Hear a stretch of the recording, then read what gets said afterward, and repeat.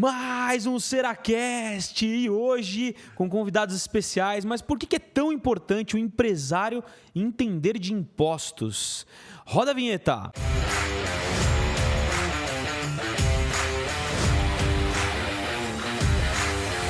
E hoje com dois convidados mega especiais aqui do time do Serac. Meu, sério, falou com esses dois aqui... É aprendizado na certa.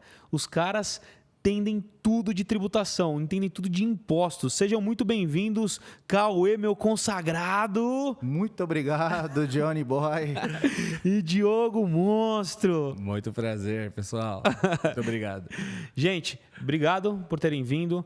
A nossa ideia aqui é passar por que o empresário, né, precisa entender tanto de impostos. Né? Por que é importante que o empresário entenda? Porque é natural que na nossa jornada, quando a gente inicia uma empresa, a gente tem um propósito ali dentro da empresa, a gente sabe fazer alguma coisa que a maioria não sabe fazer. Poxa, eu sei vender palestras. Eu sei vender pão numa padaria. Poxa, eu sei fazer alguma coisa que a maioria não sabe fazer. Eu inicio a minha jornada e aí eu sou financeiro, eu sou administrativo, eu controlo as pessoas. E aí vem aquela guia, depois que eu começo a faturar, vem aquela guia de imposto. E eu não sei nada, porque normalmente o empresário ele não aprende sobre isso, né? Na opinião de vocês, por que é tão importante que o empresário entenda de tributação? Bom, primeiramente agradecer pela introdução aí, monstro tributário, né? É extremamente importante, apesar de não saber tudo, mas a gente conhece um pouquinho, né? Mais de 10 anos de experiência na área, né? E hoje gerente de uma grande empresa, foda, uma empresa muito top, aqui o Serac. E, bom... Cauê é gerente... fiscal, é especialista em tributação e é influencer também. O cara é influencer, virou influencer agora. Influencer a gente está tentando, né? Chama daqui a pouco, vamos mandar um chama aqui. Bom, voltando para a pergunta, né? Não, só antes de você responder, vamos segurar. Diogão, se apresenta também para a galera. Cauê, gerente fiscal. Diogo? Sou o Diogo, sou consultor aqui da equipe do Serac, aprendendo bastante com esses monstros aqui, todo o nosso time. Todo dia falando de tributação, de imposto, isso daí interfere bastante na vida tanto da pessoa física quanto da pessoa jurídica. Hoje a gente vai abordar um pouquinho esse tema. Legal, show. Bom, bora lá. Na minha humilde opinião, por que é tão importante para o empresário saber de imposto? Já começa no momento zero, ele precisa entender para formar o preço. Então, se o cara ali ele não conhece de imposto, ele não vai conseguir formar um preço adequado, competitivo no mercado, e que dê alguma rentabilidade para ele. Então, a margem de contribuição inicial ali, no momento zero, seja produto, seja serviço, enfim, seja qual produto que ele for empreender, ele precisa conhecer o mínimo para conseguir embutir os impostos, né? Depois a gente pode comentar um pouquinho sobre imposto direto, imposto indireto, enfim, que isso talvez traga uma clareza maior. Mas, na minha humilde opinião, o tributo é extremamente importante para a saúde do negócio. Porque daí o cara coloca lá, eu comprei um produto da China por R$5, vou vender por 10 aqui. Cara, estourei. 50% de lucro. Vou colocar 50% de lucro. Aí a gente começa a colocar todos os custos de despesa, aí o imposto vem e come tudo, porque está com uma tributação errada ou está num anexo errado do Simples. Geralmente os empresários começam no Simples Nacional e geralmente em um anexo errado. Então, acredito que isso tem um Para a formatação do preço é essencial entender de impostos. Essencial. Até para a sustentabilidade do negócio, né? Ou seja, se o negócio ele precisa ser sustentável, ele precisa gerar lucro. Toda empresa presume lucro. Sim. Se toda empresa presume lucro, ele precisa entender de impostos para colocar isso no preço. Você falou de margem de contribuição. O que seria a margem de contribuição? A margem de contribuição é aquele percentual, a margem de contribuição direta, ali a bruta, né, que a gente chama. É aquele percentual que a gente determina para que aquele produto seja rentável lá na última linha. Então, um determinado produto tem uma margem de contribuição X, que depois que eu tirar todos os meus custos, despesas, impostos, tudo que está lá dentro, eu tenho uma rentabilidade lá na última linha, que é o valor que o empresário coloca no bolso. Isso é premissa básica para o empresário, é saber precificar e, de fato, ali ter uma margem de contribuição bacana que vai dar uma rentabilidade, né? E sem esquecer da competitividade. Também não adianta o cara ser zoião lá que não vai vender nada. Então, tem que... Tudo é um equilíbrio. E você, Diogão, o que você acha? Além da precificação, por que você acha tão importante o empresário entender dessa parte de tributação? É porque é bem interessante o ponto, Porque quando a gente vai falar da formação de preço, existe o nome técnico, é markup, né? A gente faz justamente o cálculo ao contrário para embutir todos os impostos, todos os custos fixos e variáveis dentro para ele conseguir ter um preço competitivo.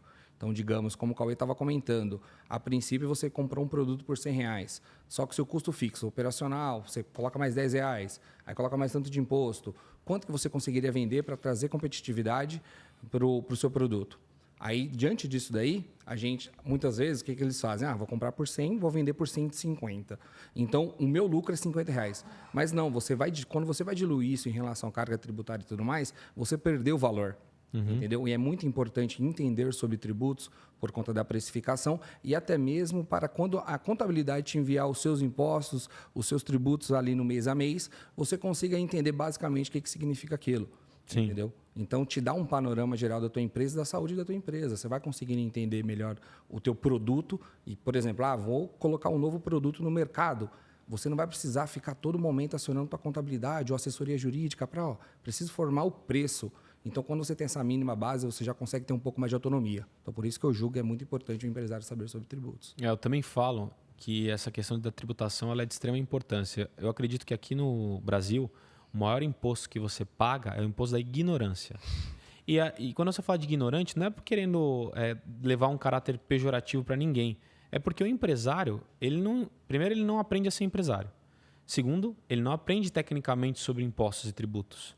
Então, se ele não tem conhecimento, que é a ignorância, ele não consegue direcionar melhor o negócio dele.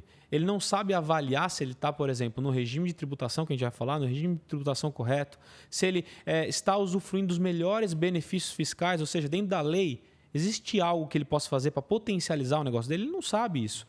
Então, o maior imposto que se paga é o da ignorância. Já um profissional, um parceiro estratégico, um contador, como nós somos, uns especialistas em tributação, como vocês são, quando ele está ao lado do empresário, ele consegue ajudar o empresário a alavancar o negócio dele, a melhorar o negócio dele, para que ele possa tomar as melhores decisões e para que ele continue faturando cada vez mais e aumentando a lucratividade. Então, eu acredito muito nessa questão do imposto. O maior imposto que se paga hoje é o imposto da ignorância. Ou seja, a gente precisa realmente estar atento a isso e direcionar o empresário para que ele possa crescer o negócio dele. Tem até um ditado que a gente usa aqui na área fiscal, né? Quem paga errado, paga 2 vezes. Quem paga mal, paga 2 vezes. Exato. E literalmente paga 2, 3, 4, 5 vezes, dependendo do modelo de negócio que a pessoa está, equivocadamente. Às vezes por uma mal assessoria, né, no início do negócio, Sim. ou por assessoria nenhuma. Aquele cara que constituiu um MEI, aí estourei o faturamento do MEI, aí ele virou um Simples Nacional, e aí ele está lá no anexo totalmente torto, além do risco, pagando errado e pagando mais do que devia. Eu falo que o parceiro estratégico, que é o maior parceiro de todo empresário, é o contador. Sim. O contador é o guardião do patrimônio do empresário. Então, é o contador que, se ele fizer um trabalho bem feito, porque contabilidade por contabilidade é commodity, se ele fizer um trabalho bem feito, ele vai conseguir direcionar a empresa do empresário para que tenha os melhores resultados. Então, a partir do momento que você entende que o contador é seu parceiro estratégico, você consegue ter um ganho absurdo. A contabilidade gera valor e gera informação, né? Exato. Tem esse principal ponto. Muitas vezes, os empresários, quando vão contratar alguma contabilidade, elas falam assim, cara, vai ser uma empresa que vai me enviar guias. É mais uma pessoa que vai me enviar guia. Troquei de contabilidade. Não, você vai diminuir meus impostos? Aí a promessa master da nossa área, vou diminuir meus impostos? Não, existe todo um contexto que a gente tem que estudar por trás disso, entendeu? Então, a contabilidade, o que a gente faz aqui é justamente isso. A gente gera informação, os indicadores para que o empresário auxilie o empresário a tomar a decisão. Então, isso é uma coisa muito importante. É isso aí. E nisso que você falou, Diogo, é muito interessante. E eu sempre falo nas minhas palestras que você pensa, quando abre um negócio, muito em ganhar dinheiro, em vender muito. Mas você não pensa em não perder dinheiro. Como que você não perde dinheiro? Fazendo um bom planejamento tributário, por exemplo.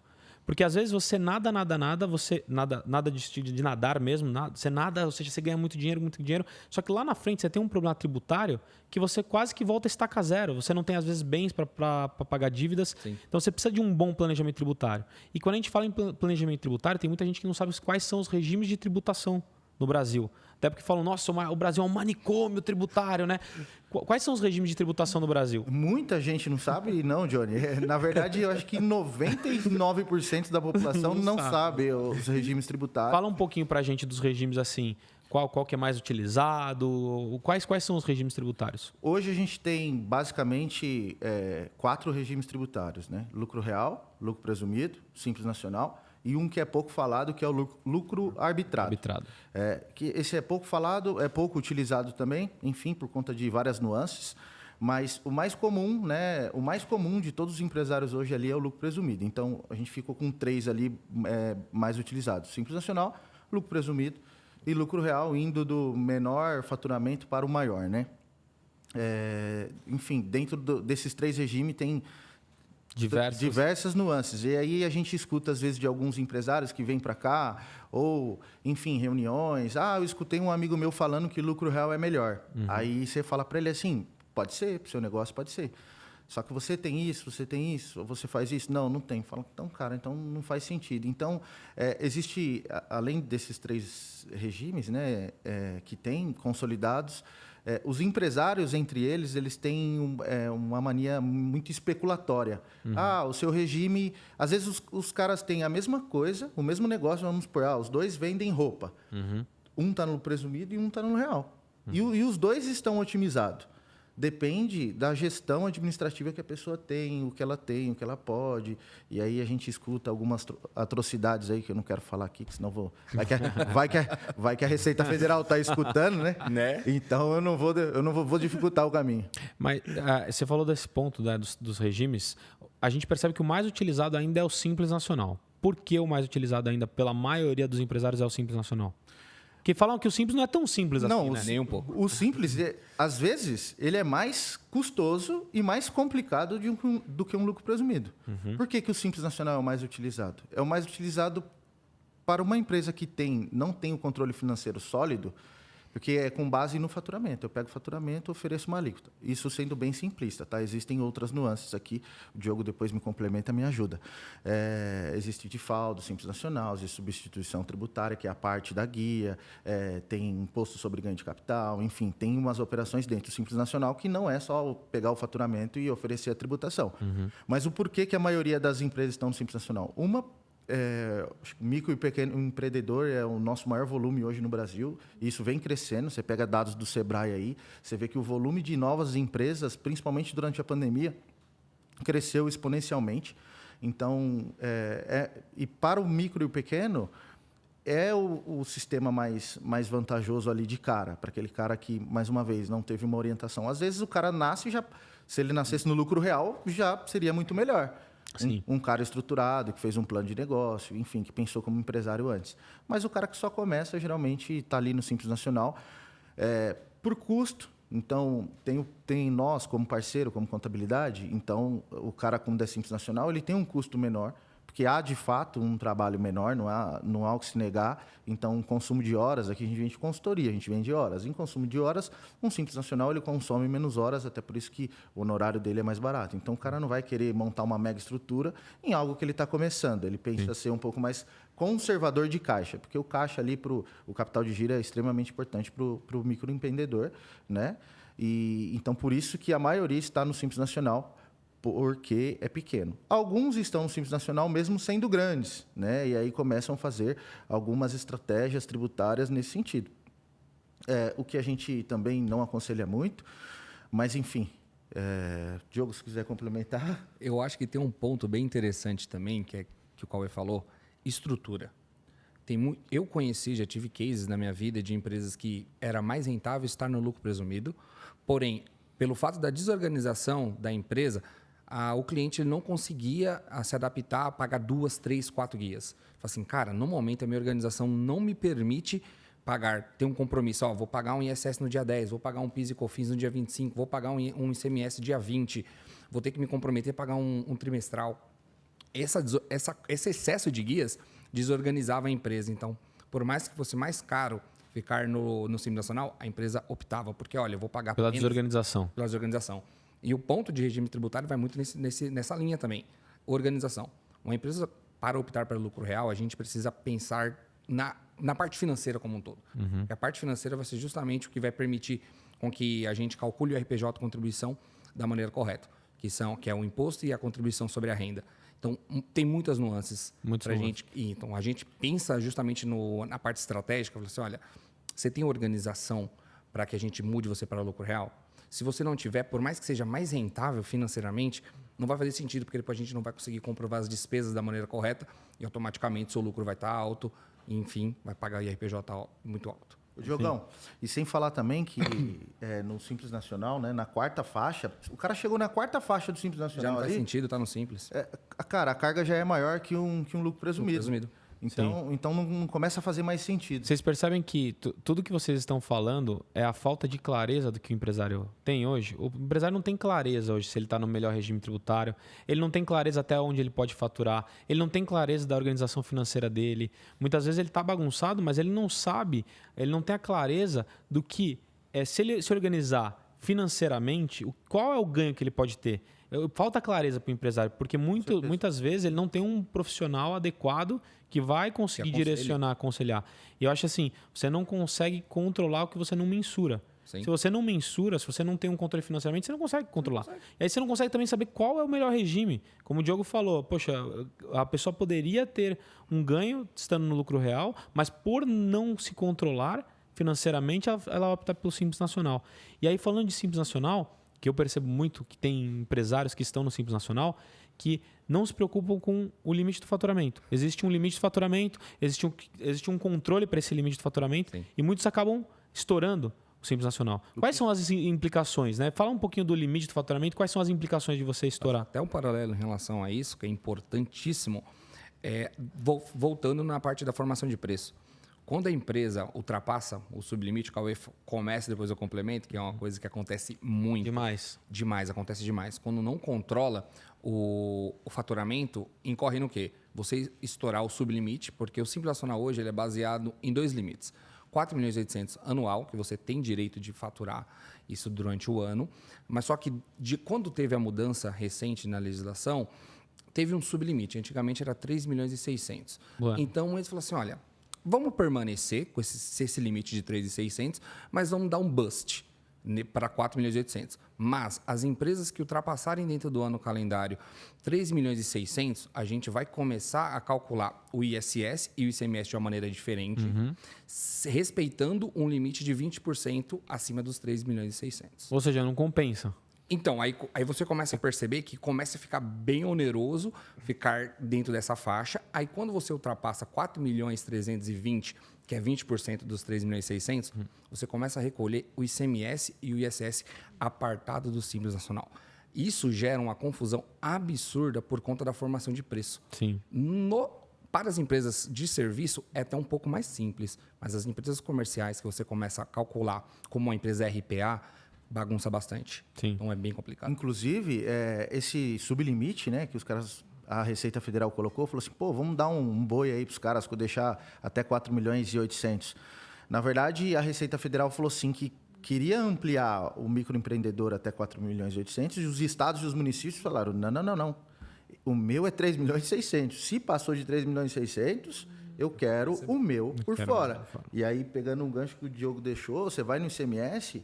O cara nunca tomou crédito, não sabe o que é um imposto não cumulativo, que ele pode se valer das entradas, vai está num Simples Nacional apurando o ICMS como não cumulativo, e aí está tomando um pênalti de 18% fora toda a carga tributária do DAS.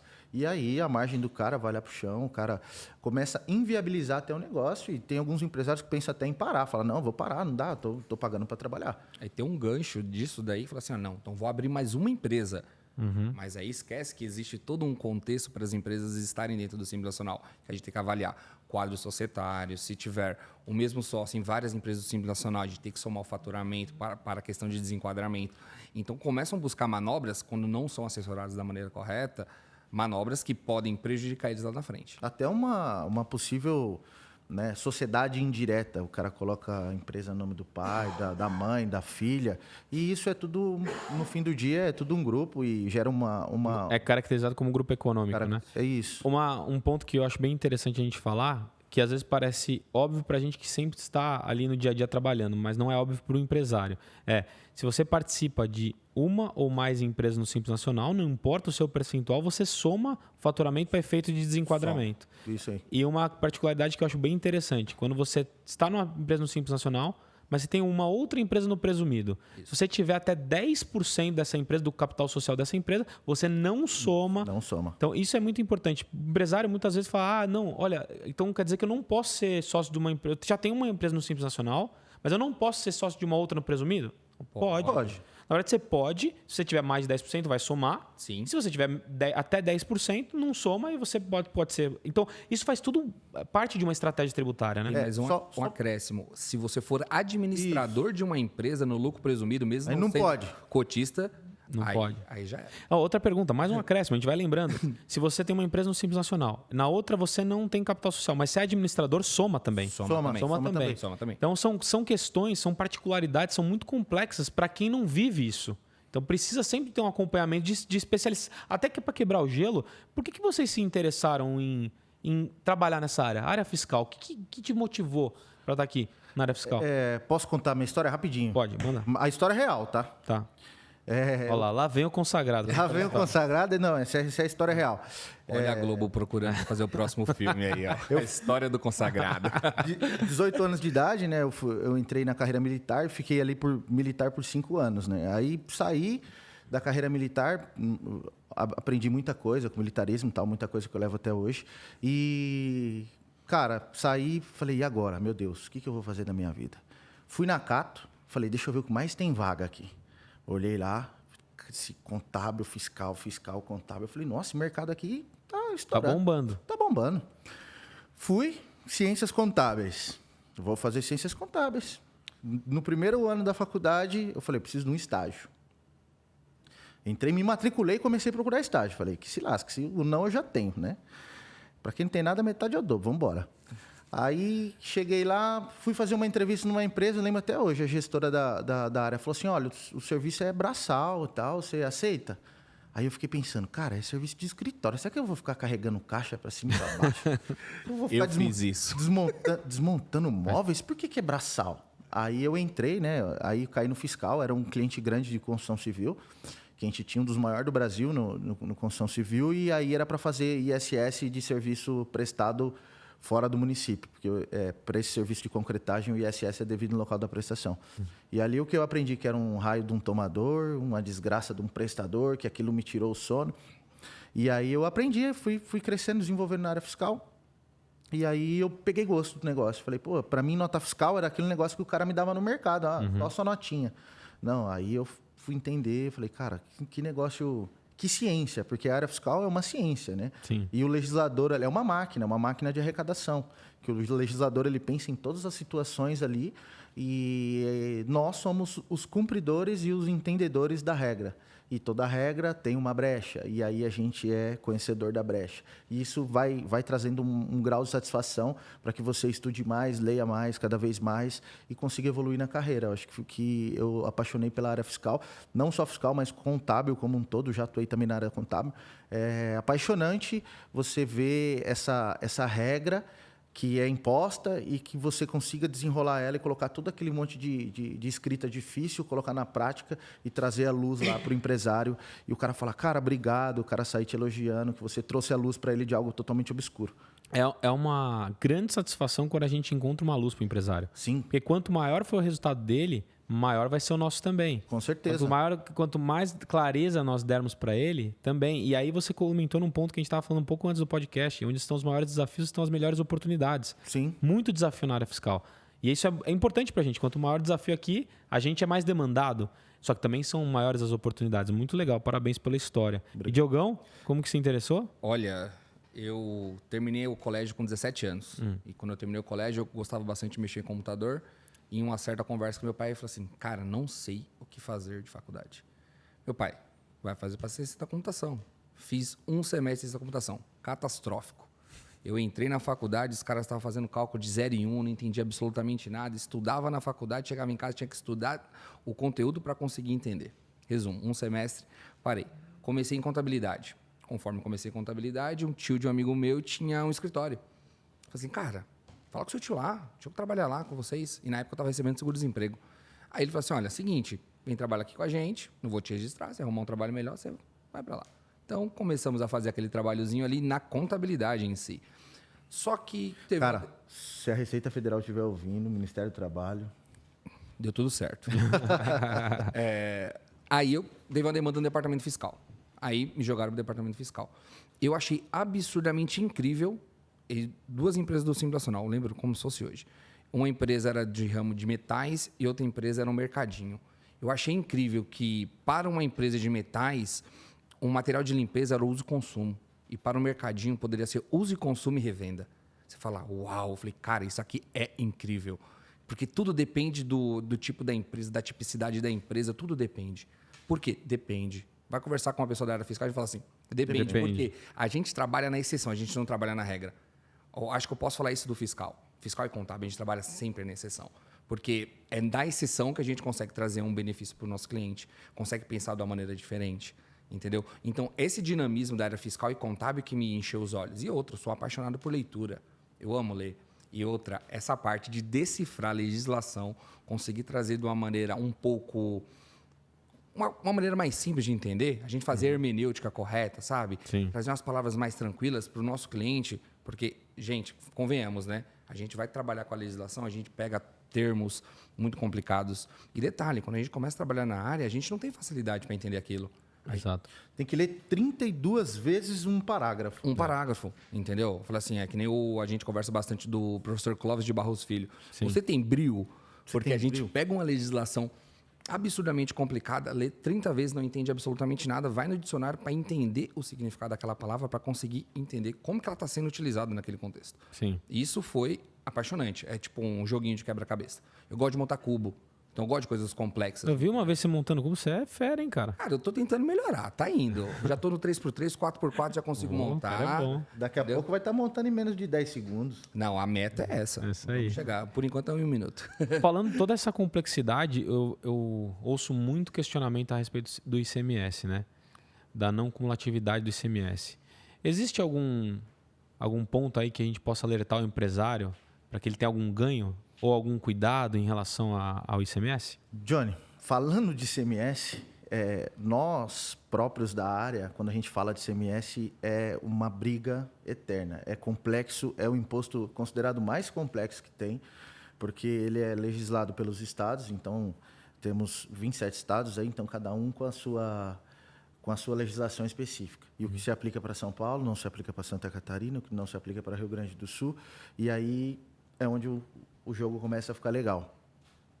Se fosse para dar uma dica para os empresários, fala assim, cara, presta atenção nisso, todo mundo erra, e erra feio e não presta atenção. Compra, na compra. O cara vai comprar, o cara é contribuinte do imposto, o cara vai comprar, vai fazer uma big reforma no escritório, vai gastar muito dinheiro com ativo. Só para dar um briefing, ativo é o bem permanente da empresa. Então, o cara vai gastar muito com um ativo mobilizado. E aí ele não se atenta, em vez de comprar dentro do estado, ele compra fora. Por conta de centavos no preço. Ah, não, está mais barato fora. Só que quando vem essa mercadoria, quando entra aqui, o cara é obrigado a pagar o diferencial de alíquota. E aí, se a diferença é 18 para 12, o cara tem que pagar 6% em cima da nota. E aí, saiu muito mais caro que se ele tivesse comprado aqui interno. Então, se tiver uma dica para os contribuintes de ICM que apuram o ICMS e vão comprar ativo mobilizado, passem para os seus compradores. Busquem preço, só que nunca deixem de observar a questão interestadual. Isso pode gerar um acréscimo e 90% dos empresários não se atentam para as compras interestaduais. Então, se tem um ponto ali chave que o cara... E essa regra ela é meio que geral para todos os estados, tá? Então, cada estado tem uma regra? Tem, mas essa regra, em específico, todos aplicam. Então, serve para todos os empresários de qualquer lugar do país. Boa. Concordo com ele 100%. O processo de compra é fundamental, até mesmo por conta do creditamento do ICMS, que é bem delicado. Quando você faz essa matemática, né, fala assim, olha, eu vou comprar um pouco mais barato do fornecedor, que é do Simples. Agora eu vou um pouco longe, o Cauê citou a parte do ativo mobilizado. Agora eu vou dentro do próprio estado. Eu vou comprar uma mercadoria que é do Simples Nacional. Quando você vai ver, o Simples Nacional ele transfere um crédito reduzido com base no último PGDAS que ele entregou. Ok? Então vamos lá, 4 pontos não sei quanto. E olha que 4 pontos não sei quanto, tá bom, sendo hein? bem generoso. Sendo bem generoso, 4%. Então você pega e compra a mercadoria por R$100 desse cliente. 4% lá de crédito ICMS. Aí você tem um fornecedor do mesmo produto que ele está te vendendo a 120. Porém, ele é uma empresa que é RPA, que ele transfere 18% de ICMS. Então, quando você vai fazer o cálculo no final, você teve um desembolso financeiro um pouco maior por conta da mercadoria, porém, no momento da apuração do ICMS, você percebe que você teve um ganho, porque era 18%. Então, isso é muito importante. Verificar o processo de compra é de suma importância. Fazer um mínimo treinamento com o departamento de compras para ter esse feeling. Olha, quando for buscar novos fornecedores, o cadastro tem que estar muito bem feito. Olha, a empresa é do Simples Nacional? Sim, show de bola. Então, vamos deixar como Simples Nacional. É uma empresa que é lucro presumido ou lucro real?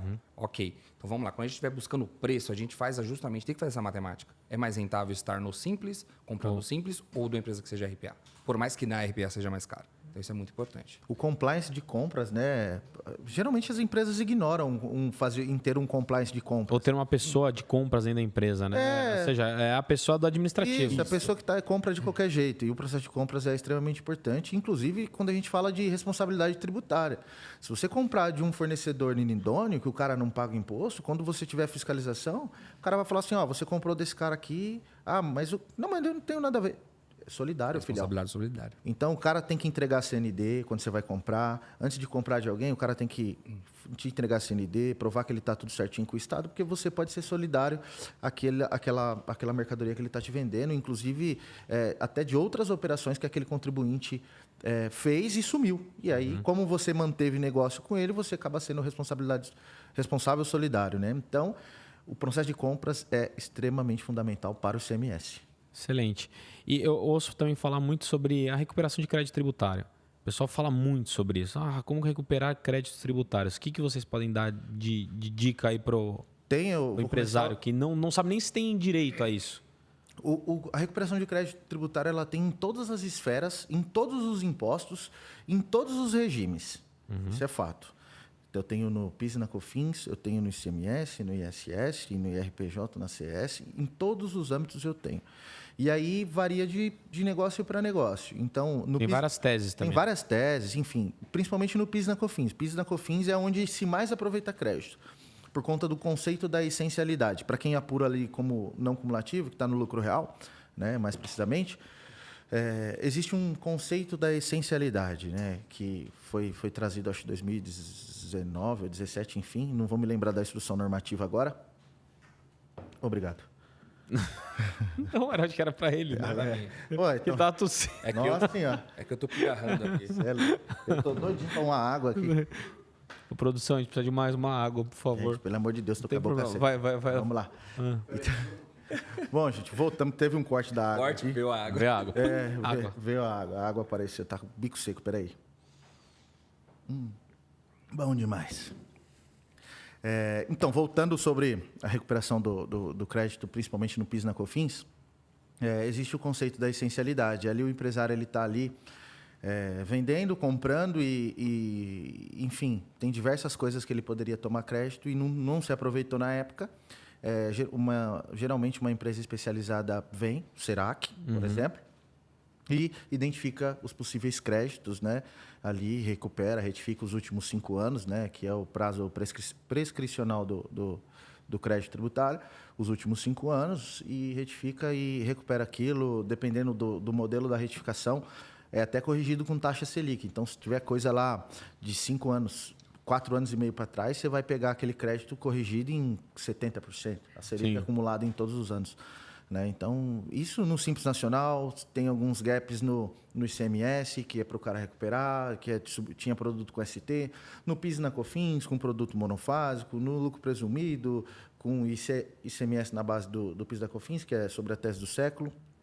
Enfim, quem paga errado, paga duas vezes. É sobre aquilo do começo que a gente falou. Então, existe muito empresário que não sabe, às vezes, que ele tem crédito a recuperar, né?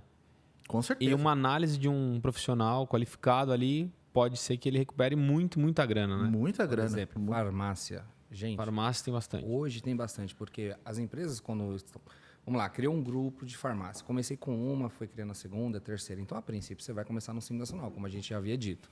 Só que o seguinte, na farmácia, no ramo farmacêutico, a gente tem muito produto monofásico.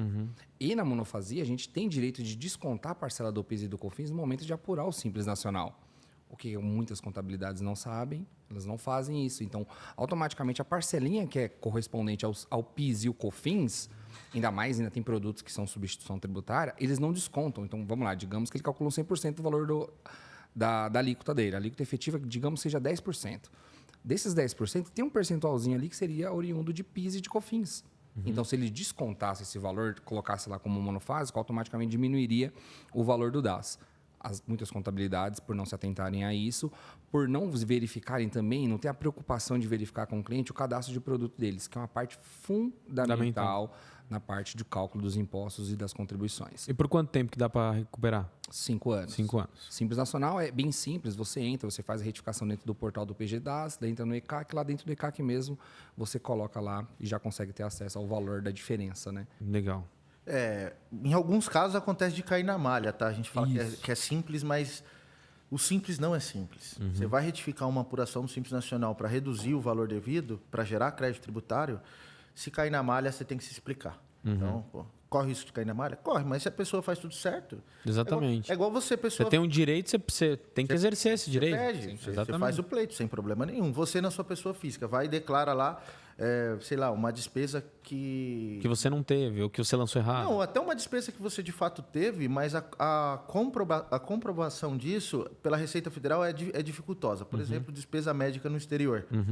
E aí você coloca lá que vamos supor, você viaja, você se machucou, quebrou o pé, sei lá, em tal lugar, gastou $20 mil lá em tratamento, exemplo. Você coloca lá, aquilo é dedutível. Sim. E aí você vai colocar aquilo, vai chamar um alerta na Receita Federal. Sim. Deixa cair na malha, eu vou lá me explicar, tá aqui, ó, meus comprovantes. Sim. Então, se o cara, de fato, tem aquele direito, ele precisa exercer o direito. Ah, não quero porque eu tenho medo. Cara, a gente já paga uma carga de imposto absurda, a gente não tem que ter medo. Se a gente está certo, a gente tem que ir até a última instância, até o final, brigar pelo nosso direito. A gente percebe que muitas vezes a gente não exerce o direito pela falta de conhecimento, que é a ignorância, ou pela falta de controle, né? Sim. Também, ou por medo também. Ou por medo, terceiro por medo. Não quero chamar a atenção da fiscalização. Não quero chamar a atenção da fiscalização. Você falou da pessoa física, existem várias formas de você diminuir a base de cálculo do seu imposto de renda na pessoa física, por exemplo, lançando despesas médicas, lançando despesas com instrução, lançando previdência complementar, que você reduz a base de cálculo do imposto de renda ou você aumenta sua restituição. Mas muita gente não guarda, não separa, não sabe qual é como isso potencializa. Então, é aquele tal da ignorância, né? Ignorância. Ignorância, conhecimento, medo, né? Que a gente falou. E agora, uma outra ótica que acho que é legal a gente trazer o ponto. Tem muita empresa que ela poderia estar no lucro real, mas o profissional contábil ali, o parceiro dela, não sugestiona. Por quê? Porque a gente ouve falar, isso não acontece no Serac, mas tem muito contador que tem medo do lucro real, né? Que dá trabalho. Dá trabalho. Por que o contador tem medo? E aqui no Serac a gente não tem medo, a gente faz lucro real, faz lucro presumido, faz Simples Nacional. Por que o contador tem medo do lucro real? Ele tem medo porque o manual do imposto de renda, ele é dessa tora aqui. É gigantesco. É impossível você ler aquilo tudo. O imposto de renda, né, o direto, né, que a gente chama ali, que é o puro, é o fino do imposto de renda, né? E por que o contador ele tem medo? Porque ele está acostumado a tributar sobre o faturamento e não sobre o lucro. Dentro da tributação sobre o lucro, existem diversas... particularidades. Muito. É uma exclusão que interfere. Principalmente se o cara vai fazer um M&A, que vai gerar um ágio, enfim, começa a complicar o negócio lá na última linha do imposto de renda e os números começam a ser mais expressivos e quanto maior o número, maior o risco. E o contador que está acostumado a fazer lucro presumido ou Simples Nacional, até lucro presumido a galera tem medo em alguns casos, tá? Por conta do risco. Por conta do risco do CM.